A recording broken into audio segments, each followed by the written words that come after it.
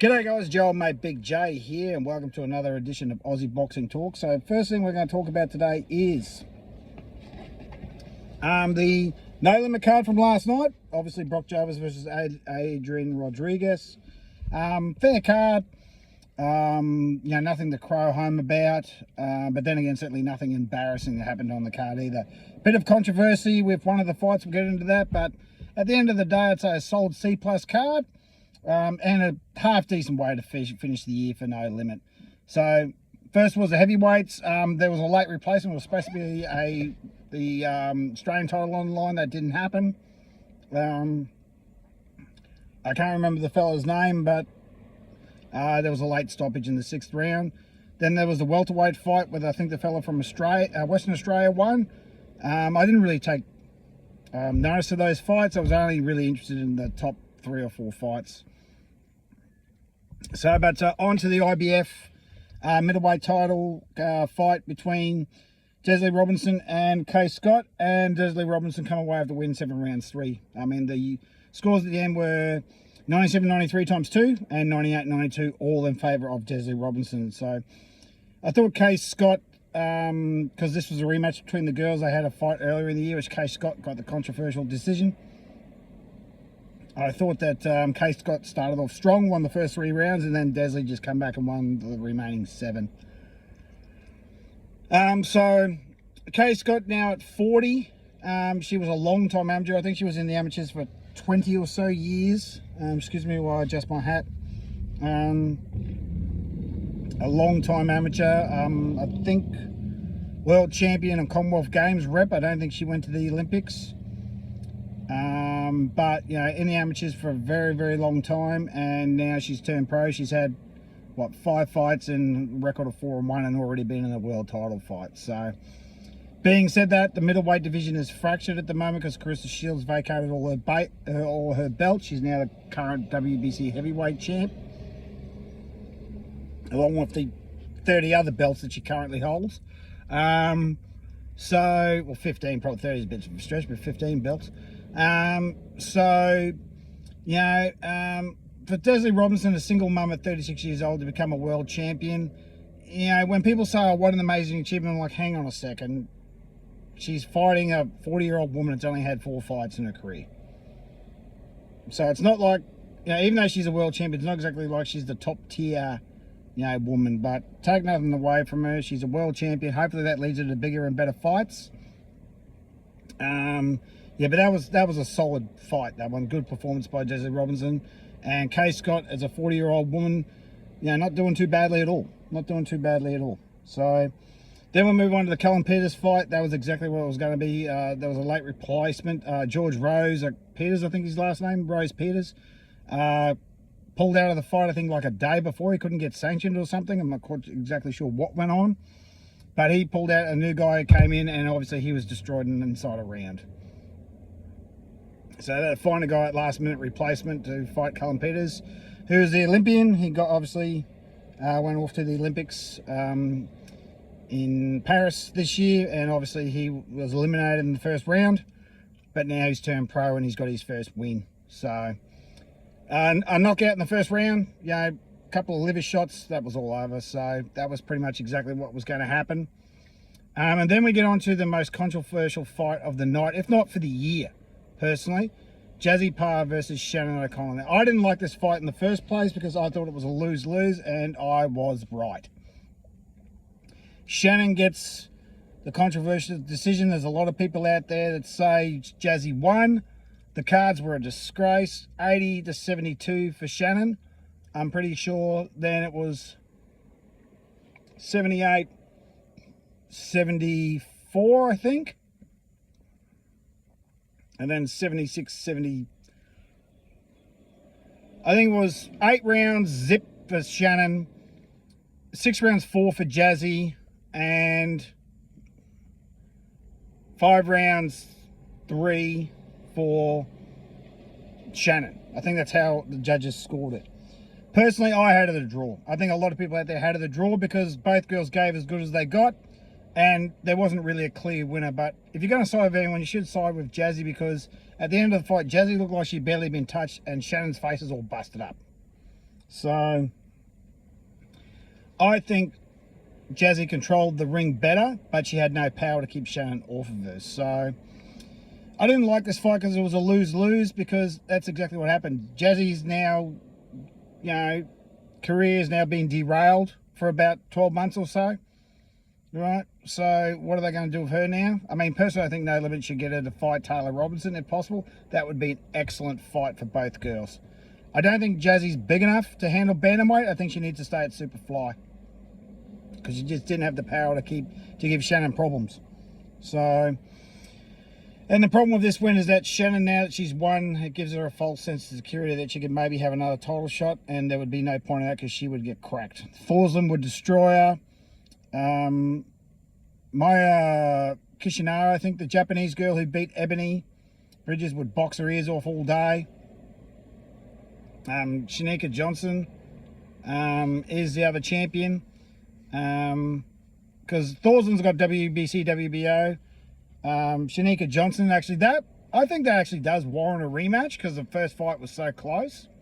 So that could go a rematch, but I think Shanika would get over.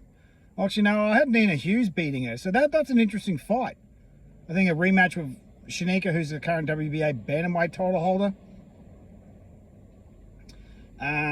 The Japanese girl, Maya, I can't remember her last name, she's the IBF, and Thorsland's got WBA, WBC.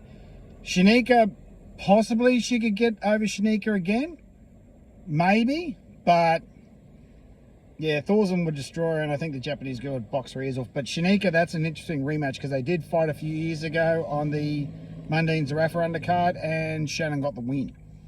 So possibly that could be Shannon's shot to finally get a world title, but I doubt that fight happens. For Jazzy, I think she should go back down to Superfly and stay there. I don't think she's big enough, because I've met her, she's a tiny, tiny girl. I don't think she's big enough for bantamweight, but then again, she's 21. And you got to remember is that men fill out differently to women, right? Women don't fill out into their frames, men do. So, Jazzy's only 21 years old. She's only had 7 fights to her name, so she's got plenty of time.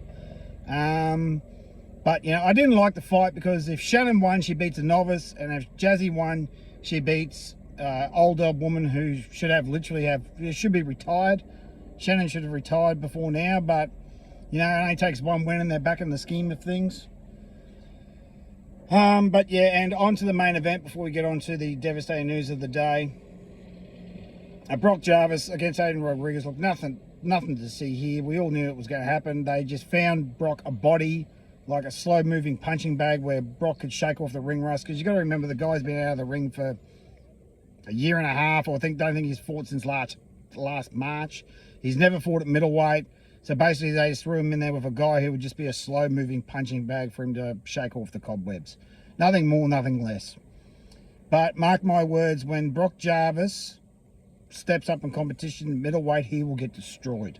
He's called out Nikita Tszyu. I see Nikita beating him, because I don't think Brock can take a punch. He was absolutely leveled by Liam Paro, who's not a knockout artist. So if Liam Paro at 140 can knock him out in 90 seconds, what do you think a well-established puncher like Nikita Tszyu is going to do to him? So I'm not convinced that Brock goes anywhere. Just like with Justice Hooney, he fought the other night. I'm not convinced he goes anywhere either. I think the second he comes up against a top 10 fighter, Justice Hooney will get destroyed. So, but now on to the devastating news of the day. The Inoue fight between Sam Goodman is off. Sam has, today, it only happened about, 2:30 Australian Eastern Standard Daylight Savings Time. About 5 hours ago, Sam was in his last sparring session, received a cut above the eye, and now the fight is off. He was due to fly out to Japan tomorrow. That is now not happening. The fight is off. They're going to try to get petition for Top Rank to reschedule the fight, because Sam is the #1 contender for both IBF and WBO. But unfortunately, I don't see this fight happening. I think Top Rank will go, yeah, well, you can't fight. That's unfortunate. We'll slot someone else in there. Inoue will fight, right? And then possibly move up to 126, which will be a blessing in disguise for Sam, because the chances of him beating Inoue were very, very slim. This is because this just saved Sam from getting annihilated. I mean, yes, he's missing out on a major payday, all right? But at the end of the day, you're also saving yourself from getting annihilated. So I don't think the Inoue fight ever happens. Maybe the IBF, because he is a mandatory, they'll enforce it, but I don't think the other sanctioning bodies will. Maybe the WBO might say, yes, fight him or we'll strip you. But I don't see this fight happening. Top Rank probably will have a replacement for Inoue, and Sam will be forgotten about. I don't see it happening. So, you never know. But Inoue, I think, just might drop the belts and move up to 126. So we'll see, but that is the devastating news of the day. It's very, very, I feel terrible for Sam because he's just missed out on that major payday. I got told he was getting paid 600 grand for that fight. I don't know how true that is, but that's what I've been told. And that is life-changing money. That's a house, depending on where you live in Australia. Right? Not where I live, but certainly up in my hometown, 600 grand buy you one house, if not two. So, three if you're on the wrong side of the tracks. So yeah, I feel very, very devastated for Sam. I hope that he heals up well and that he gets back into the ring as soon as possible. And they delay it until, I think, February of next year, because Tyson Fury was supposed to fight Usyk in May, and that didn't happen until August because he got a cut. So, just saying, there's a couple of theories out there that maybe this was done on purpose, that Sam, you know, I guarantee a lot of people are going to be, oh, Sam did it on purpose because he's running scared because he's going to get annihilated. I don't subscribe to that. Right? That thought did cross my mind, but I'm like, yeah, nah, I don't think so. But, you know, decent card from No Limit last night. Sam, Goodman, mate, thoughts are with you, mate. Hopefully you get heal up quick. You get back into the ring in February of next year and you get your shot at Inoue. But that, guys, that's it for the day. So that's it for this episode of Aussie Boxing Talk. You know, as usual, tackle a bull, wrestle a croc, harden yourself the fuck up, and have yourself a great day.